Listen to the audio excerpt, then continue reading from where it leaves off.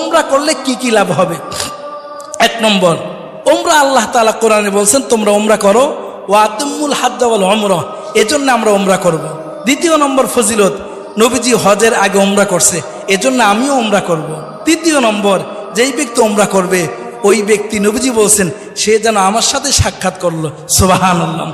4 নম্বরে ওমরার ফজিলত, যেই ব্যক্তি ওমরা করবে নবীজি বলছেন আমি তাকে সুপারিশ করে জান্নাতে নিয়ে যাব, সুবহানাল্লাহ।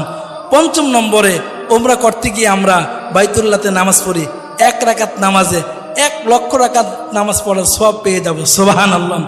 6 নম্বর ফজিলত হলো দুনিয়াতে থেকেই জান্নাতি জিনিস এর মধ্যে চুমা দেওয়ার সুযোগ হয়, যেটা হলো আসওয়াদ পাথর, হজরে আসওয়াদ, এর মধ্যে চুমা দেওয়ার সুযোগ হয়। 7 নম্বরে, ওমরা করলে জিন্দেগির গুনাহ মাফ হয়ে যায়।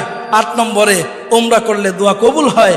9 নম্বরে, ওমরা করলে, ওমরা করার সময় যখন আমরা লাব্বাইক আল্লাহুম্মা লাব্বাইক বলি, নবীজি বলেন লাব্বাইক বলার দ্বারা সাথে সাথেই তার সমস্ত গুনাহ খাতা মাফ হয়ে যায়।